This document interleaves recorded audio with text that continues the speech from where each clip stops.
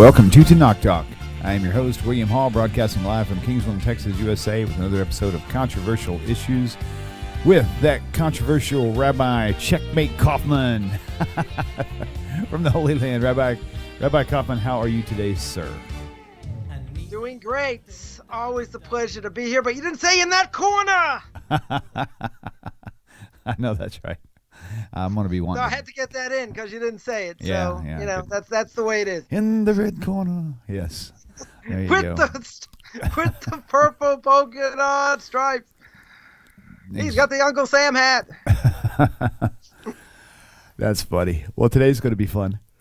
They always are. So, yeah. So we're going to go over, tell us what we're going to be discussing.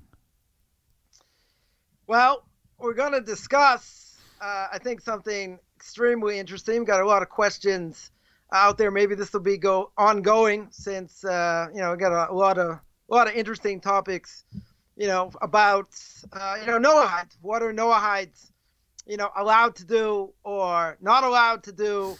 Is it a transgression for them to do it? Is it just good advice? Is it a moral imperative? There are a lot of interesting, things, out there that, don't have the greatest amount, I would say, of clarity. Why? Because, the Noahide law is brought down. The Talmud brings them down, even though I have a troll and say, hey, where's it written in the Torah? Well, we know it's rabbinic. And it was given over from Adam to Noah, and then Noah passed it down. And the Rambam says that a non-Jew has to keep the Noahide laws because God gave them to Moshe. Moshe passed it down to us. And the Noahide laws, there are 7, even though there's really a big umbrella. I shouldn't say big. There's 65, 70 mitzvahs that apply. Certainly that apply to non-Jews, and they're obvious. So these are 7 categories of laws, right? Right, categories, right there. It's really like an umbrella, right? I would say like an umbrella. There are 7, 7 laws. Don't kill, don't steal. Have law courts. Don't commit adultery. Idolatry. Etc. But there are a lot of subcategories that people wouldn't necessarily. I wouldn't necessarily, think about, but they are obvious to the Torah. Obviously, God's not going to come along and say, okay, I'm going to zap you because you didn't know you weren't allowed to play with creation, right? There's a whole question, whether a non-Jew is allowed to, let's say, take a peach and a plum, make it into a nectarine, right? For a Jew, that's forbidden, and you're allowed to eat it because Jews eat nectarines. It's not forbidden to get benefit from, so the question by a non-Jew. Right? Is a non-Jew allowed to do that? You might say, well, that's not logical. Why would God zap somebody if that's not logical? Well, the question is, are you allowed to play with creation? Now, during our conversation, earlier too, we discussed, which is kind of part of the reason for the title, are we obligated to keep these laws even unto death, even if our life is threatened on it, right? Right. But likewise, you were talking, now that we're on this whole thing about tampering with life, getting your dog or your cat fixed, so that they can't have babies, that sort of a thing too. Right. That's playing. No, God, 100%. Right? That's, certainly for a Jew, playing with creation, is forbidden. But again, you're allowed to derive benefit from it. Let's say, a peach and a plum, you're allowed to eat a nectarine. So for a non-Jew, the Talmud asks the question, are they liable? Are they liable as well? Now, it's an interesting thing. We'll get to actually whether you have to die for it or not. But there's an interesting thing that if you take a horse and a donkey, you put them together. Now, God doesn't stop this, right? He allows it to happen. If he didn't want it to happen, it wouldn't. But since he allows it to happen, what's the offshoot of a donkey and a horse? The offshoot is a mule. Now, there's only one problem with the mule, right? A mule is an unbelievably strong animal. Problem is, it's sterile. Right? So now you're going to say, well, is that a repercussion of the fact that really you're not allowed to do with it? You're not allowed to do this, but God allows it. Okay. Right? God definitely does allow it. He doesn't, he didn't stop mules from coming into existence. The only problem is that mule can't reproduce. Right? So that would seemingly be a repercussion. Now, could I take a nectarine? Could I plant, could I take the seed, put it in the ground, make other nectarines? Right? I don't know. I'm not a not a botanist. I didn't play one on TV, but if you would not be able to do that, you can only create it by grafting together. That would, I think, would be pretty obvious that if it can't be reproduced, it shouldn't be done. Right. But if it's done, God doesn't stop you. You're still allowed to derive benefit from it, etc. So, there is this idea, of playing with creation. Now, a non-Jew might not think this is normal, right? This is normal according to what the Torah says. Because again, what does a non-Jew have to keep? That which makes sense logically, according to the Torah, right? Lashon hara, for instance, speaking badly against others. Maybe that's, people shouldn't do it, right? But it's not logical according to the Torah. One example is if everybody knows something and it's proven to be true, there's no disagreement. It's all over the internet. It's all over newspapers. I don't know if people still read newspapers, but it's all over the newspapers, etc. Everybody knows it. Says the Rabbi Chaim in the laws of Lashon Hara. I'm not allowed to repeat it for no reason. Are you going to say that if you would ask any Jew or any secular Jew, any non-Jew, is that true? Would I be allowed, does that make sense? They probably say no. So for a non-Jew, that wouldn't apply, right? These laws wouldn't apply, even though it's a good thing not to speak badly against others, right? But the bottom line is that I would say it's a moral imperative. Now, a moral imperative does not mean you're going to get the death penalty, right? It's a good thing to do. Certainly, speaking badly against others, obviously not a good thing to do, right? But, it's not one of the Noahide laws, right? It shouldn't be one of the Noahide laws because it does not make sense logically, according to the Torah, which really gets, so that was by way of introduction. The question on the floor is, now, what about sanctifying God's name? What about giving up your life to keep the Noahide laws, right? So what happens, a Jew or a non-Jew would put a gun to a non-Jew's head, to a Noahide's head, and they'd say, okay, I want you to bow down to this guy in the stick, right? A reference to Mr. JC, or a short little fat guy. Say, hey, bow down to Fatso. They're not going to call him Fatso, but they'll say, bow down to this guy, or we're going to kill you, right? Or, is the person allowed to bow down? Do they have to give up their life? Now, a person has to understand also that if a person transgresses the Noahide laws, right, a non-Jew transgresses, what's the punishment? Death, right? It's a much more severe punishment. Unless the person repents, unless they repent, they're liable for the death penalty. Where do we see repentance by a non-Jew? We see it by Nineveh. We see it in the book of Jonah, right? That Jonah does not want to go to the big city of Nineveh. And God tells him, I want you to go there and I want you to, tell the people I'm going to destroy the place if they don't repent. And who's the king of Nineveh? It's none other than Pharaoh himself. He got demoted after having his whole country demolished after what happened in the book of Exodus. He becomes the king of Pago. Imagine, he's the king of this, rinky-dink place. They call it a big city, okay, but it was a tremendous demotion because, as we know, Egypt was the world power, certainly the world power at the time.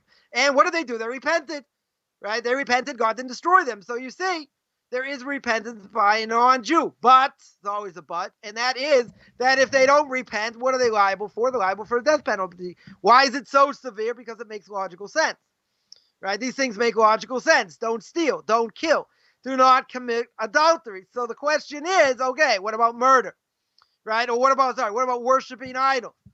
Is a non-Jew allowed to worship an idol in order to save his life, right? Or to kill? Is he allowed to kill? Does he say, I'm not going to kill somebody? Or does he have to kill somebody? Right? Sorry, let's say better. Does he have to kill somebody in order to save his life? Or any of the Noahide laws, that you'd be liable for the death penalty. It doesn't necessarily have to be the big three. Right? So now the issue is that for a Jew, there's an obligation to sanctify God's name. Now, sanctifying God's name can mean in private, right? You don't necessarily have to have 10 Jews there for sanctification of God's name, even though that is a criteria. But if a Jew or non-Jew, and it doesn't really matter where, doesn't matter when, doesn't matter if it's in private, doesn't matter if it's in public, doesn't matter if it's at a time of where the non-Jews are trying to get, Jews or non-Jews to go against their mitzvahs or whatever. For a Jew, 100% for the big three: murder, idolatry, or immorality, right? Or let's say adultery, right? So if a non-Jew or a Jew comes up to this Jew and says, bow down this guy in a stick, or I'm going to kill you, he has to die. No question. He has to die. Now, for a non-Jew, there's a technicality over here. What's the technicality? The technicality is that when the Torah says that there's an obligation to sanctify God's name, right? The Torah says, "V'nigdashti b'tok b'nei Yisrael," right? I think that's the verse that says you have to sanctify yourself amongst the Jewish people. Now, sanctifying yourself means you, the Jewish people. That does not apply. That does not apply to non-Jews. So, right, that's the end of the show. Very good. We're done. That's it. So technically it doesn't, it's not going to apply. Now the question would be they don't fit in the category, right? The technical issue is they don't fit in. So if they don't fit in, they don't have to give up, they don't have to give up their lives. That doesn't apply to them. Doesn't matter. Even if it's by the big three: idolatry, murder, or immorality. Now, there is a bigger question, and the bigger question is, do I say this is a moral imperative, right? Would I, since I'm not obligated, non-Jews not obligated over here, what about a moral imperative? So we'll tell you a second case. Second case is, let's say a Jew or non-Jew, right? We'll say it in the case of a Jew, then we'll get to a non-Jew. They say to a Jew, we want you to pluck this blade of grass on the Sabbath. Right? Now, plucking the blade of grass on the Sabbath on purpose is forbidden, right? That's a Torah prohibition. Now, if they tell them, now there's a caveat here. The caveat is, why are they telling him to do it? If they're telling him to do it because they want to uproot their religion, they want them to go against their religion, 100% it's going to be forbidden, right? It's just like one of the big three. They're doing it so you'll transgress against your own religion. That 100% is going to be forbidden. You have to be willing to die. But if they're doing it for another reason, they're doing it because they want to make fun of you.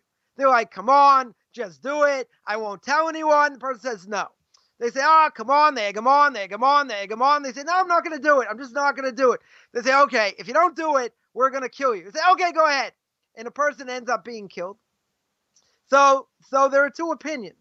Right? There are two opinions according to the Code of Jewish Law, according to Shulchan Aruch. One opinion is that is 100% is called suicide. Well, really, both opinions really say the same thing. It's just a question if you're obligated or not. In this case, a person forfeited their life where they didn't have to. Right? In other words, plucking the blade of grass on the Sabbath is forbidden.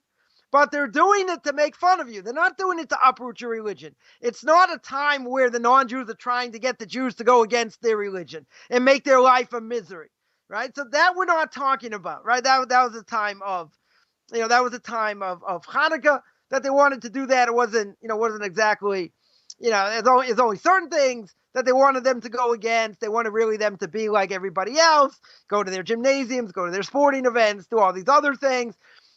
But if it was really a time where they just wanted them not to keep religion, and they said, okay, we want you to do this, anything they tell you that goes against Judaism, even if it's something minor, that's going to be something that's going to be forbidden for a Jew to do. But in general, it should be okay, right, if it's not during that time period. Now, in this case, persons being made fun of. They're being egged on. So in that case, I should be allowed to do it, because they're not doing it to uproot your religion. Now, to make a short story long, what happens if a person decides they're going to give up their life, right? If they decide, okay, I'm not going to do it, they keep making fun of them, they finally say, if you don't do it, we're going to kill you. In the end, they kill them. So one opinion is that's suicide. Now, suicide, according to Judaism, very severe, extremely severe. You're not buried in a Jewish cemetery. You do not get up at resurrection of the dead. There are no mourning customs. That is a pretty darn severe prohibition. You're not allowed to give up your own life. Now, there is a second opinion. And the second opinion is, if I gave up my life, a person gave up their life and they didn't have to, right? They didn't want to suffer, or whatever the case is, and they end up giving up their life. Then the second opinion is, we hold that it's not called suicide. But I want to get back to why it's such a severe thing and how this applies to non-Jews, right? Because there's a direct correlation. The direct correlation is by a non-Jew, they're not obligated. They're not obligated whatsoever to sanctify God's name. Why not? Again, it's a technical issue. There's a technicality based on the verse. If there's a technicality based on the verse, and we have many, many times like this, right? The Torah will say, speak to the children of Israel, i.e. B'nai Yisrael, literally the sons of Israel. And sometimes the rabbis will tell you it means the sons, not the daughters. In other words, it applies to men, it doesn't apply to women. Or it applies to Jews, it doesn't apply to non-Jews, right? There are a number of cases like that. So in this case, it's the Torah says, you'll sanctify yourself in front of me, right, in front of the Jewish people, right, which means a minyan. You need 10 men, right, in order to do that. But it doesn't matter. If they tell you to go against the big three, idolatry, murder, or immorality, doesn't matter if there are 10 Jews there or not, you're obligated to give up your life.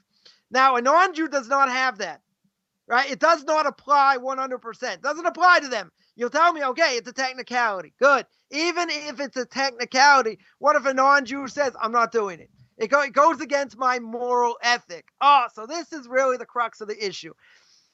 If it's a moral imperative, right? Maybe they'll say, I want to show to the non-Jewish world.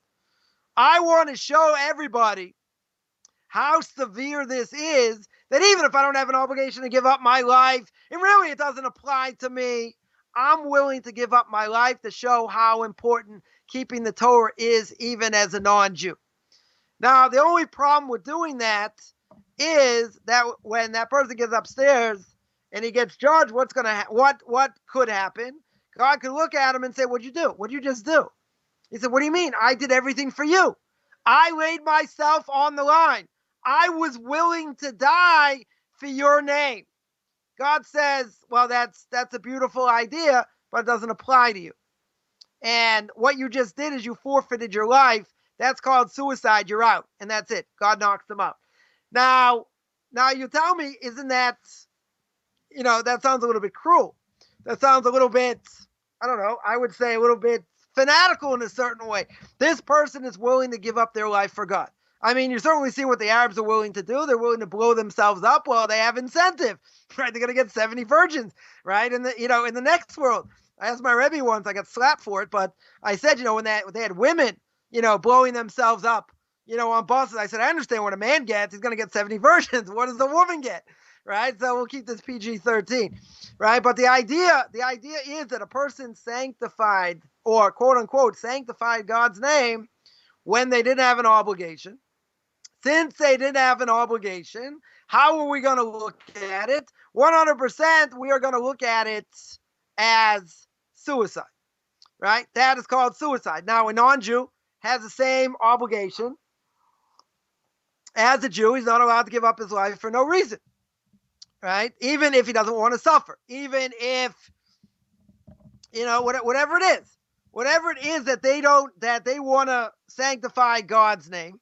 Who says they're allowed to if it doesn't apply? So even if there are other laws, on the books that I would say do not apply, we mentioned earlier, Lashon Hara, for instance, that doesn't apply to a non-Jew because it doesn't make sense according to the Torah, which probably about 80% of the Torah doesn't make sense, in general. We still have to learn it, but certainly for a non-Jew, and if you take a survey, they'll tell you you're absolutely nuts, of course. If everyone knows that I can speak badly against, everyone knows that this shouldn't be an issue. Even if it doesn't affect them, I'm not in front of them, it doesn't have any effect, all these things. But when it comes to, something like this, right, do it or I'm going to kill you, right? There were Jews that did this, in time of the Inquisition, that, you have these Muranos. They were secret Jews. Now, what they did was they transgressed. They were obligated to give up their lives, right? If again, kiss the cross or die. A Jew has to be willing to die. Now, a non-Jew who's come out of Christianity or paganism or whatever, many would probably say the same thing. They have such hatred for the church and what the church has done and all these different things that they've been brainwashed by, told they're not allowed to question, not allowed to do these things, etc. So I would think a lot of non-Jews would say, okay, you want to do it, go ahead. I'm willing to forfeit my life. I'll spit on the cross. I'll crush them up. I'll use them as second base. I don't know. Use them for all kinds of things. Certainly not for religion, or any religious belief. Now, we would look at that as an honorable thing, as an admirable thing. The way the Torah looks at it, he's not obligated. He's not allowed to, right? That only applies to Jews. Now, there are certain things that if they only apply to Jews, and a non-Jew has the greatest intention does not matter, right? That's not going to butter the biscuit because he's not a Jew. Let's say, for instance, we'll make it a little more graphic. Let's say, for instance, a non-Jew learned all the laws of being a scribe, right? They learned all the laws of being a scribe. They write parchment for tefillin, right? Phylacteries, whatever you want to call them. They write what they're supposed to write. They do it the right way. It's unbelievably written. All these different things go into it. Beautiful. We can't wear it. You can put it in the greatest tefillin, a Jew can't wear it. Say, what, we discriminate against non-Jews? So what's the issue? What's the issue? It says that when a person puts on tefillin, right, they have to attach it to them, right? Ukshartem has to be attached to the body, attached to the arm, attached to the head, right?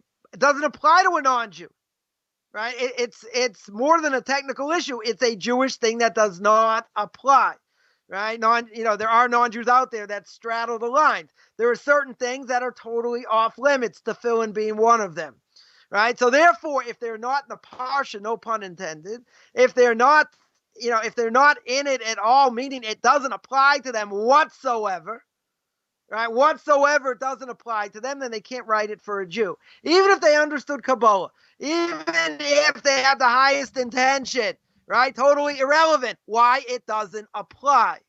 So over here, I could say on the one hand, that if a non-Jew does that, and they give up their life, they have the greatest of motives. They have unbelievable motives. They should be in the highest, levels in the spiritual world, right? After they die. On the one hand, we'll say, as we mentioned before, this only applies to a Jew. If it only applies to a Jew, then a non-Jew is not allowed to do it. But this is even more severe. Why is it more severe? Because they're forfeiting their life. If they forfeit their life when they didn't have to, right? So according to everybody, we call that suicide. The only question is the person liable for forfeiting their life, or they're not liable for forfeiting their life, right? And this could have a lot of different ramifications. The question that was posed was, stealing, adultery, idolatry. These are major things. What would happen? Let's say I had a case, or it wasn't really my case, but a story that I heard, that there was a woman that had a kidney transplant it was a while ago, so probably more than 40 years ago. And the other kidney, after about 25 years, wasn't functioning, and they were not a candidate for another kidney. So they had to go on dialysis. Now, this person could have lived a number of years, certainly a number more years on dialysis, but they didn't want to live that way, right? No one should have to go through this very painful experience as well. So they weren't interested in doing that. So what did they do? They didn't do anything. Now, if you don't do anything and your kidney fails, what's going to happen? You'll die, right? This is biology 101. In a few months, you'll die. So what happened? They stayed at home. They got, when they were in a lot of pain, they got morphine, other things, whatever. And that's it. They died 2 months later. 2 months later. So someone had told me the story, and that it's an interesting thing to me, because is that called suicide? Right? Maybe that's called suicide. So I asked my Rabbi about it, and he said, no. He said, it's not called suicide because, if someone feels that the pain is going to be too great to withstand, even to extend their life, they're not obligated to do so. We do learn it out, interesting enough. We learn it out. The Talmud brings a story when it talks about the destruction of the Second Temple. it talks about there were 400 children that were being taken away for Rome, and they all understood what they were going to be used for, and they all decided that they're not going to give in, and they all drowned themselves. They all killed themselves. Now, so Rebbe said, from there you see if they don't want to stand up to pain, it's one of the commentaries there, or be abused or whatever, they don't have to, right? In other words, the question is, our case is a little bit different. Our case is you didn't take the medication. If you didn't take the medication and you died, well, you could have taken the medication. You could have lived, right? Is that indirect? Is that considered direct? Right? In this case, a person is able to do so if they so choose, right? That's all called suicide. So over here, what about this non-Jew? Do we say the same thing, right? Not just about someone puts a gun to their head. What about medication? What if they decide, okay, we get all these different, we'll make it real graphic today. We get all these different vaccines coming out, right? For COVID-19. So, 90%, 95% success rate, still see what the repercussions, may be, what the, side effects. I don't think governments are going to force people to do it. But, what if a person says, I'm not going to do it? And let's say they're more susceptible. They're older. They have, diabetes. They have other things. If they get it, they could die. But they say, you know what? I'm not putting this in my body. I'm just not going to do it. It's too quick. I don't trust it. Whatever. What would happen if they get the virus and then they die? Right? Is that called suicide or not? Right? You're not doing it necessarily to save your life. It's protecting. Right? So it's a little bit of a different issue. Right? But being protective, I might say, if I don't protect myself and I let the elements do what they do, then that person can certainly die, and you're forfeiting your life. Right? It's just indirect. Right? It's not as direct. So over here we're talking about really something that is direct. Do I have to give up my life in such a case? Right? And there are a number of factors. Right, certainly that would apply to a Jew that certainly don't apply to a non-Jew. But the thought that we would think over here is why would God be angry over here? In other words, the person's willing to lay themselves down. They're willing to say, God, I'll do anything for you. I am not going to kiss that cross. This is what it did to my family, did to my ancestors. I don't want to have any part of it. And they say, forget it. There's no possible way I'm going to do it. But it doesn't apply to them. So if it doesn't apply to them, I can see God saying, you know what? That was a good try. And, you gave it the old college try. Very good. Everyone's going to clap their hands. And then that's it. You blink out. There's nothing after that. You, quote unquote, die like a dog. There won't be, you won't get a portion of the world to come because you gave up your life. You thought I had an obligation to give up my life, right? And it does make sense. It does make sense. If I wouldn't have said that there's a Torah prohibition, there's a verse on it that only applies to Jews, doesn't apply to non-Jews. What would most people say? Why not? Why should I kiss the cross? I'm not allowed to do idolatry, right? That's for sure. And if a person bows down. Right? If a person bows down, then that is serving idolatry, regardless of what's in your mind, right? For a Jew, for instance, let's say there was an idol and there was a $100 bill. You're not allowed to bow down and pick it up. You're going to say, what? It's in front of the idol, right? The way you're allowed to do it is if you can pick it up with keeping your back to the idol, then that would be permissible. What's the difference? Because the way you serve the idol is by bowing to it, right? By JC, you bow to him. Right, so shouldn't that be forbidden? That's the way to serve, an idol by a non-Jew. But what about negative intention? What if a person says, "I'm not serving him. I'd spit on him. I'm only doing it to save my life"? For a Jew, that doesn't work. That for sure is not going to work. It doesn't matter what his intention is. It matters what his action is. By a non-Jew, we can't go by his action because his action doesn't apply. Right? He could bow down. He could save his life. There's no, I was going to bring up the issue about pork. Doesn't apply to a non-Jew. Could save his life by eating non-kosher. Doesn't have to keep kosher, right? But over here, even though the Torah says not allowed to murder, they say, murder this person or, we're going to kill you. There is no sanctification of God's name. So the question is he going to be liable for the fact that he killed someone else? So you say, well, he's under onus, right? 100% he's under onus. If a person's under onus, meaning they're being forced to do it. So if they're being forced to do it, even if it's forbidden, right? Nonetheless, the question is, do we cut him some slack because he's under onus or not? Or do we say, doesn't matter. One of the Noahide laws is murder. Murder is murder in general, right? We're not even going to go into that because there are different levels. But, let's just say murder is murder. So if murder is murder, he's liable, right? Doesn't matter if he's under onus, right, or not, right? But the question here is that there's a gun to his head. What does he do? So as a Noahide, he does not have to give up his life, right? Because sanctification of God's name does not apply. If he chooses to do so, right? If he chooses to do so, then we would consider that suicide. Now, this is a wild idea, because even if he's doing it for the right reason, and he's got all the altruistic reasons, that doesn't apply. So people are gonna, jump up and down and say, "Come on, what? God is that cruel? God really wants non-Jews to suffer. He doesn't want to give them a portion of the world to come. They have a hard enough time as it is." That is all true.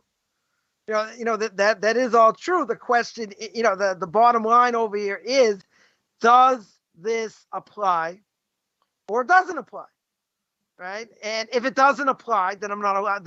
There's an obvious repercussion. If it doesn't apply, then I'm not allowed to do it. Right? If I do it, what happens? And they kill me, right? If someone's a non-Jew, they kill them. So God's going to say, well, you gave it a great try, but that's called suicide, right? We don't say by a non-Jew, for instance, at all, if they didn't want to take the medicine, they could choose to do that, and that's more indirect. All these things apply to a Jew. They're different.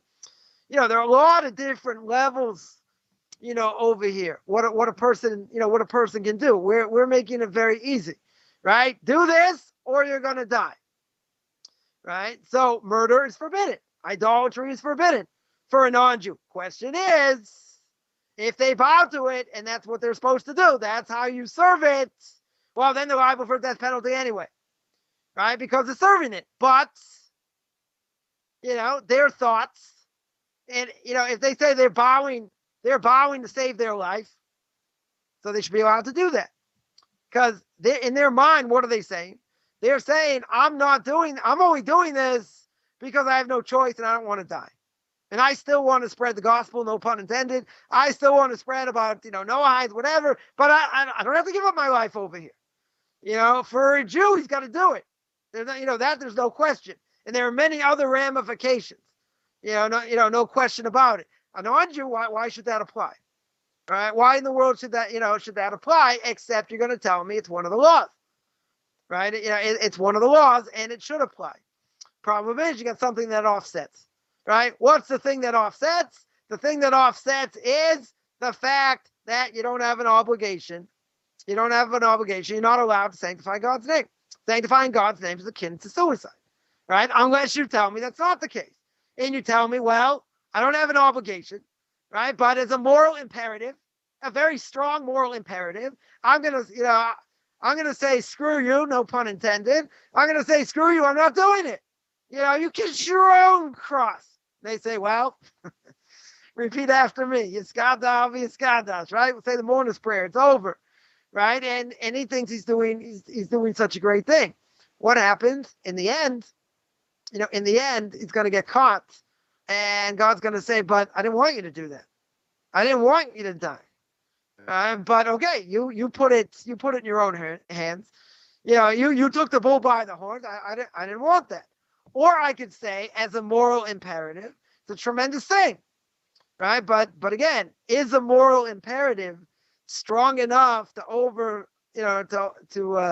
overcome the fact that this person just forfeited their life, right? Certainly for a Jew that doesn't apply, right? Or according to second opinion, it would apply that if you didn't want to suffer, etc., then fine, then we don't call that suicide. There is an opinion that if a person didn't want to suffer or didn't have to give up their life, then we do call it suicide. So I would say by pure logic, in that case, where we call it suicide, why wouldn't we call it suicide by a non-Jew? We don't, it's one law, right? It's one law, for everybody, even though things apply to Jews that don't apply to non-Jews. And, there are things that apply, that a Jew, let's say, would be exempt from, but a non-Jew, may be liable. When you talk about murder and these other things, there are subsets, there are a number of subsets, subset categories. What if, for instance, just throw this out there, this Jew or non-Jew says, I want you to pull, this guy's going to die anyway, right? I want you to pull the plug on him, right? I want you to pull the plug on him, otherwise we're going to kill you. Now, it's an interesting thing. If you pull the plug, then the guy's already going to die, right? The guy, the woman, whatever. I'm not going to discriminate, right? The person is going to die. So you pull the plug, euthanasia, that's murder. We hold that's murder, right? But what if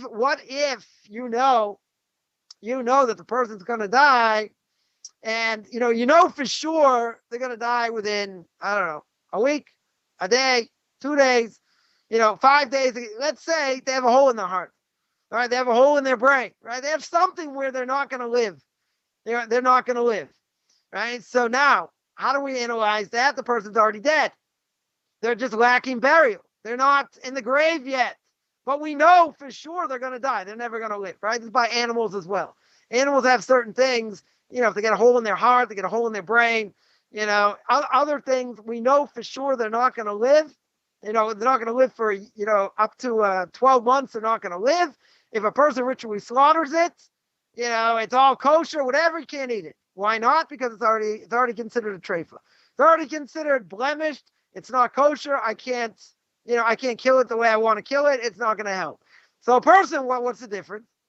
A person should be the same thing. We already know he's going to die, whether it's going to be in a week, in an hour, 10 hours, 50 hours, doesn't matter. We know he's already going to die. He's lacking burial, right? 100% he's lacking burial over here. So now there's a difference. There's a difference if he's lacking burial and we know he's going to die, right? There is a difference whether a Jew kills him or non-Jew kills him, right? There are such repercussions, right? We could say by a Jew, he's already going to die anyway. He's already in the ground. I didn't do anything, right? Technically, I didn't do anything if you know that to be the case, right? By a non-Jew, it could be murder's murder. But you say, isn't euthanasia by a Jew forbidden? Yeah, it's also forbidden. Right, but again, there's a technical issue. I don't want to get lost in the technical issue.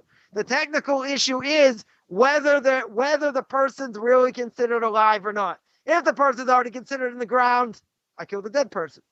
I didn't do anything wrong. Right? There was a story. I heard that there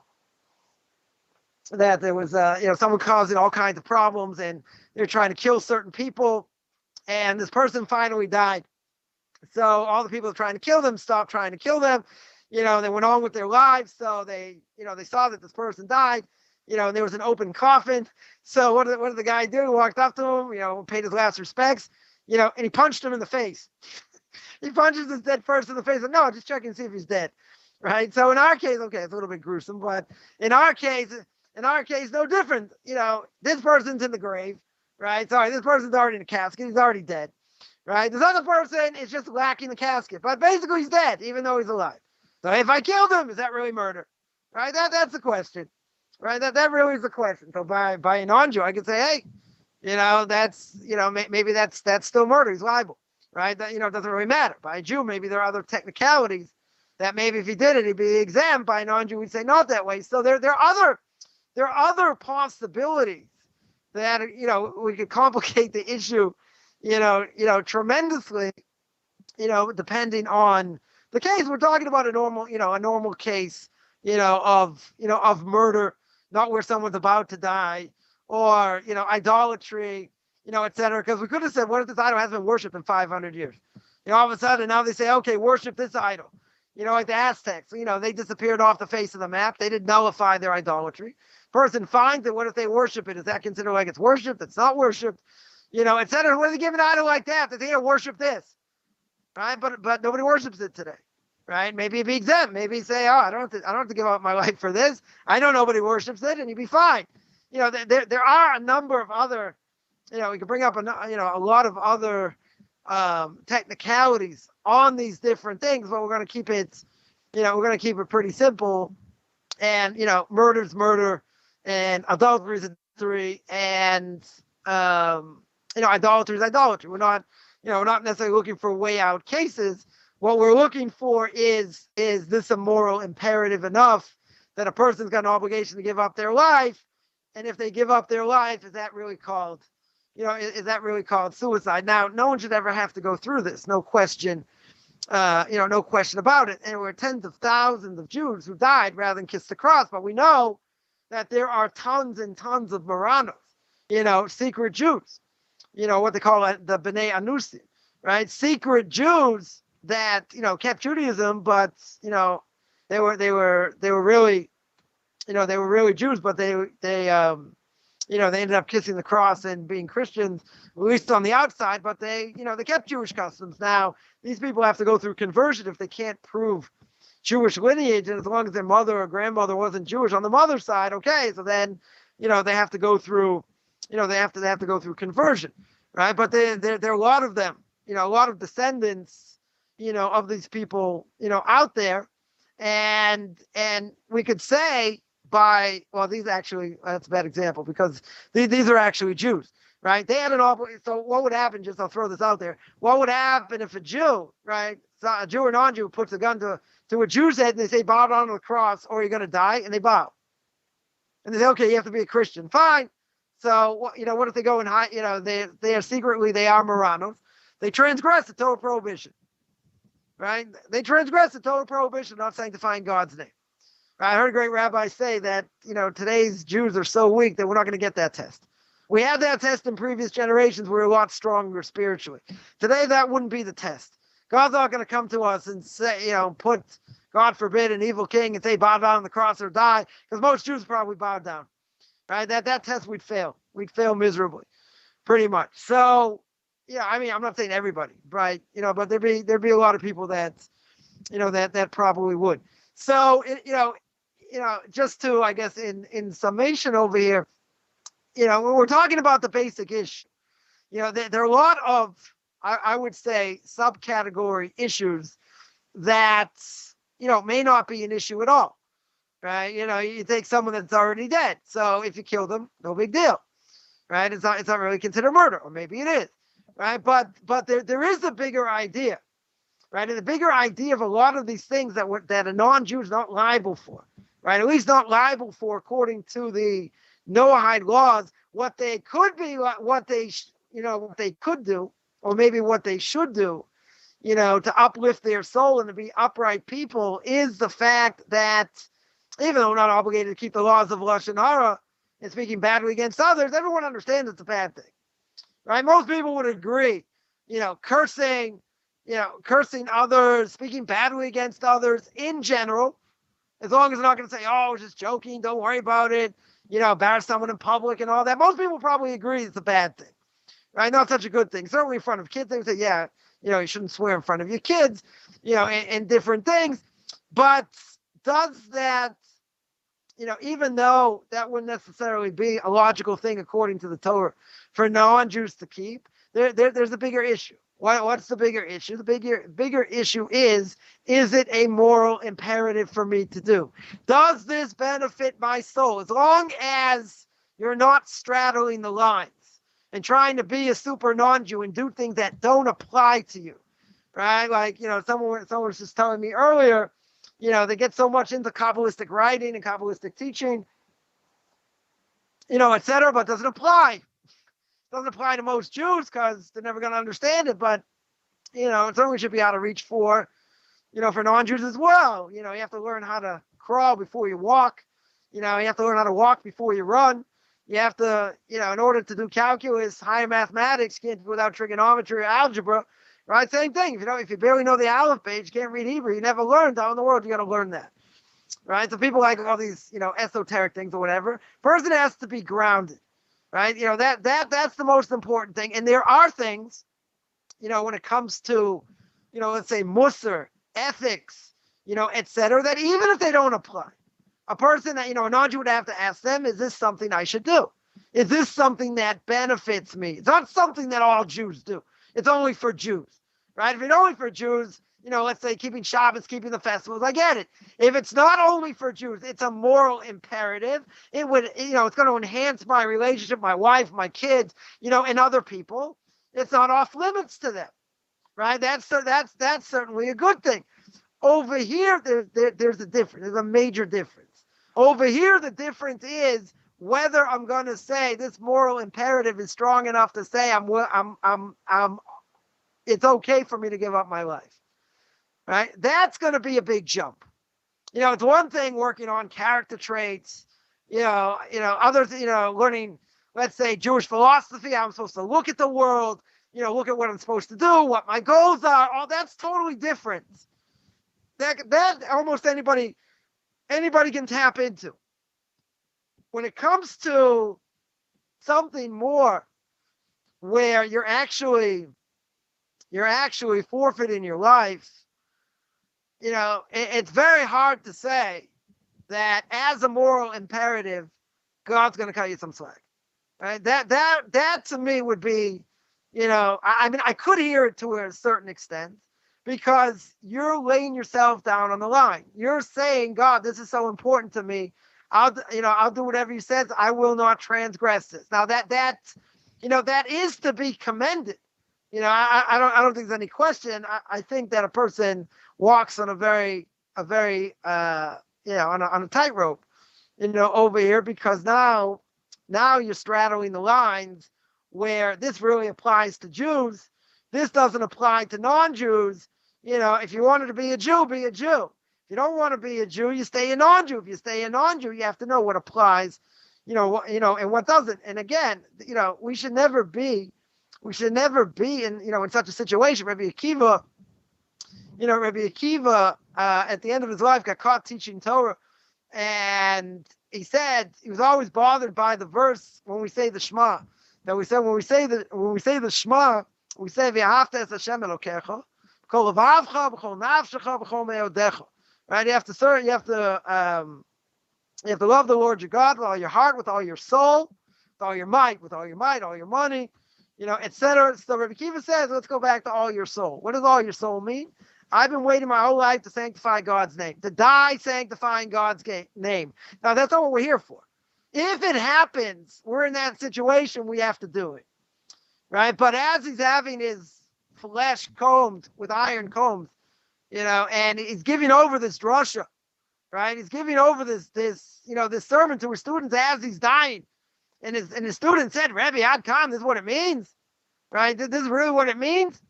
And he said, I've been waiting my whole life. He goes this whole thing, and he says, Shema Yisrael, Hashem Elokeinu, Hashem Echad. He said, Hear, O Israel, the Lord our God, the Lord is one. He dies.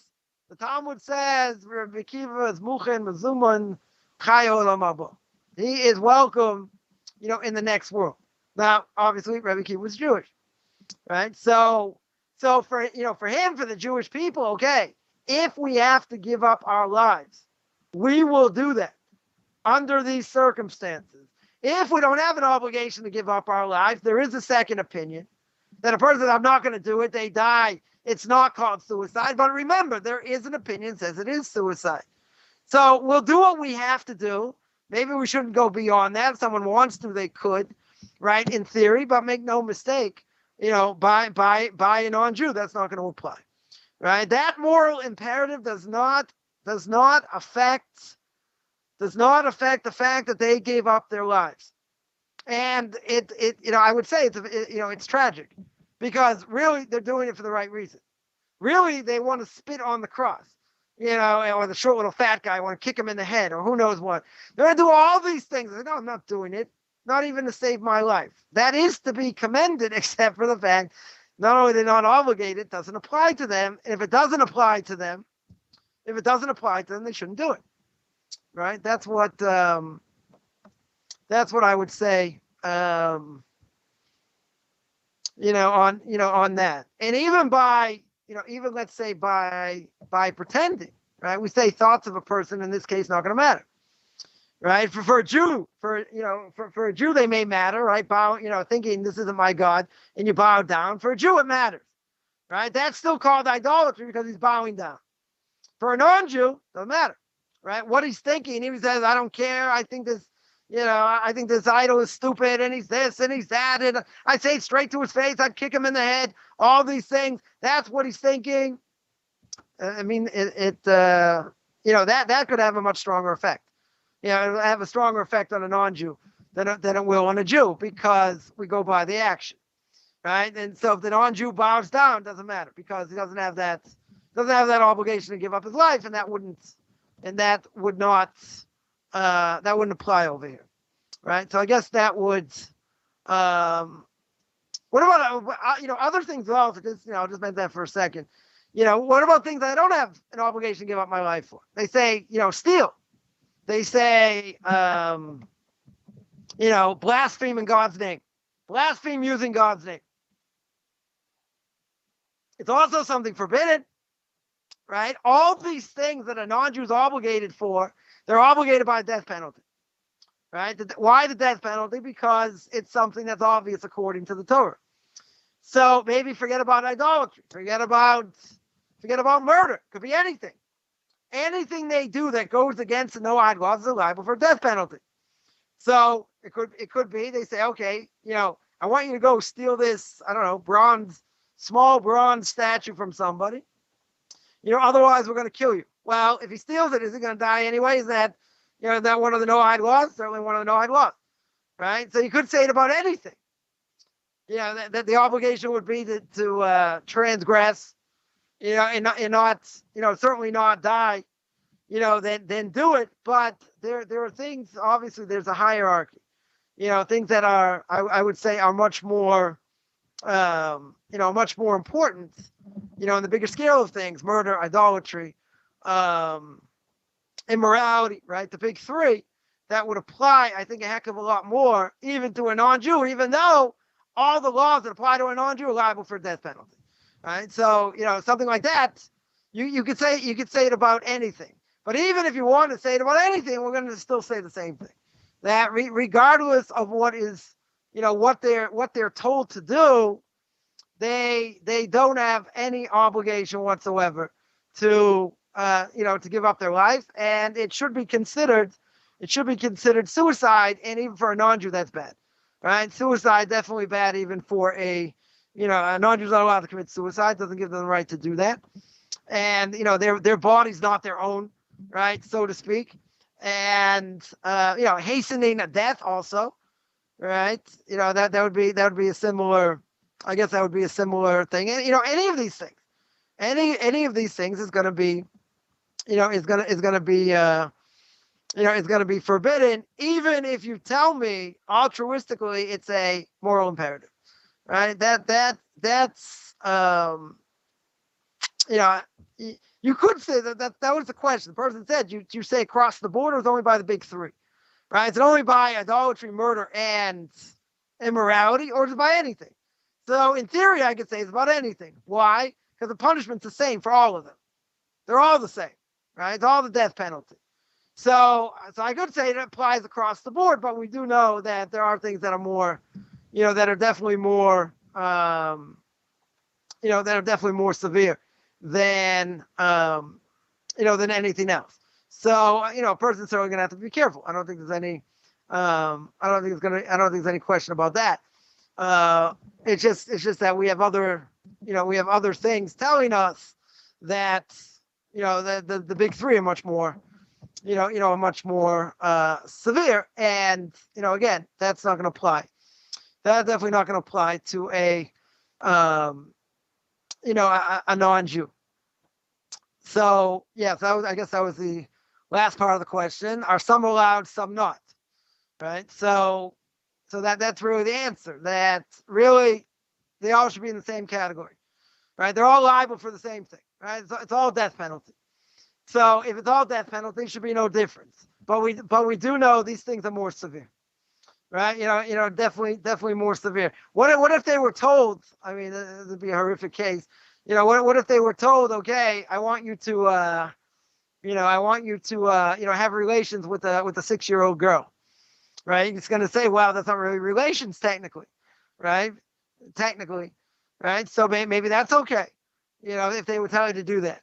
But in general, we would look at that as being something different, right? Immorality, idolatry, these things are much, I would say are much more severe, even if it's the same, even if it's the same punishment.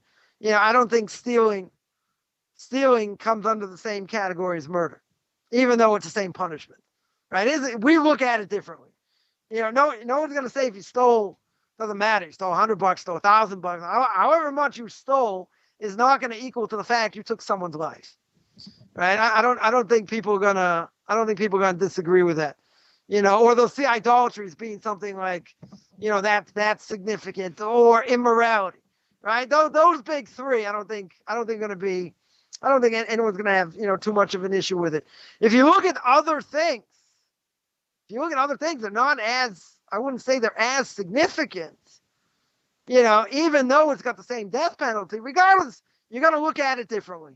So if you're going to look at it differently, I could definitely see cutting a person a lot of slack and say if they were told to steal, we're going to kill you, they could definitely steal, right? There are a lot of things that, they could do that in the bigger scheme of things, even if they hurt the other person, it's not, I wouldn't say it's the same as, certainly is the big three. I don't think they necessarily come close, even if they could do, even if they could do significant damage, right? I don't think that it would, if they would say like, I want you to go steal, I don't know, from this rich person, you want to go clean him out, right? So you go steal all his money. So that's detrimental to the person.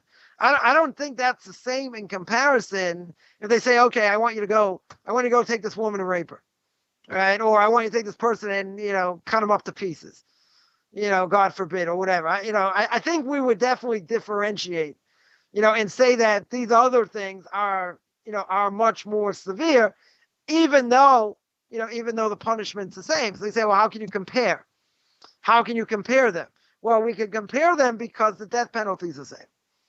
Right? In other words, a non-Jew goes against any of these things, it's all the same, right? It's all the same penalty because it's something we understand is wrong, right? We understand according to the Torah, we understand it's wrong.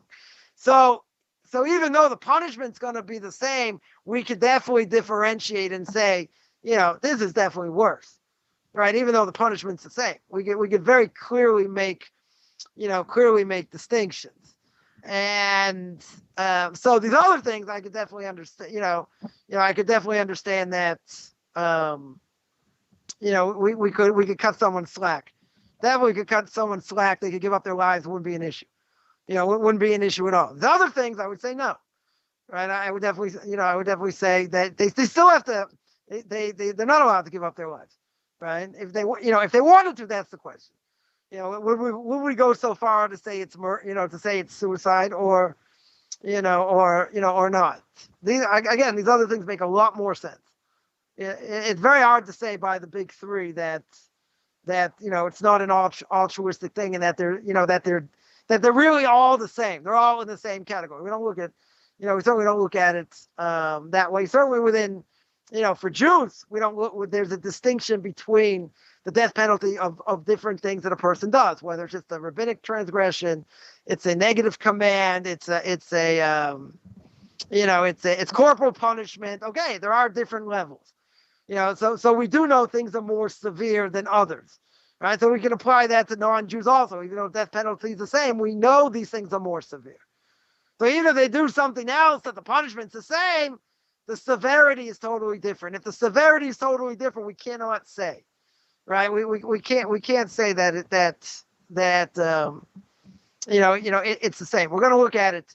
We're going to look at it differently. So you can say, well, you're picking hairs over here. I don't have any hair to pick, but in general, you're picking hair over here because at the end of the day, you're going to tell me they're the same. That's true, but they're not. Right? The reality is that that's not the case. And these things are much more severe. And if they're more severe, then it makes more sense to say that it's going to be, if they would give up their lives, then that would be considered suicide. That's what I would say on that. Interesting. Very nice. Well, who would have thought there was? I got 35 seconds, right? I got 5 other things to say. Don't stop me. Come on. You're on a roll. You're on a roll, man. All right. Well, I guess that's going to cut you off. As usual, you want to go for 2 or 3 hours. As usual, because my name isn't Singer. If my name was Singer, I'd get another hour and a half, but it's not. That's funny. Very good. All right, Rabbi, thanks again for the lesson today. Appreciate it, and we'll see you same time, same place. We'll take a bunch of these topics next week. We'll see where it goes. All right, that sounds good. So if you guys have questions, be sure to either call in or just kind of put in the chat underneath the video. And that's the best way we can find it. So you guys have a great one. Rabbi, thanks. All the hate mail goes to him, not to me. Just remember. Take care, everybody. Shalom, shalom.